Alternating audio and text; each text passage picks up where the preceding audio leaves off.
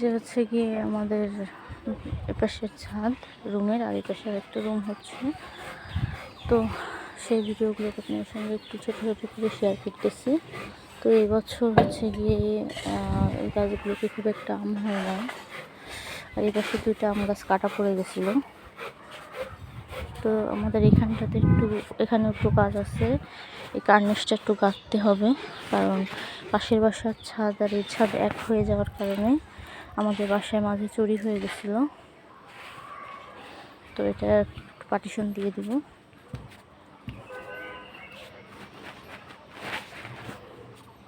এটা হচ্ছে আমার পুরো এরিয়া, পুরো ছাদ।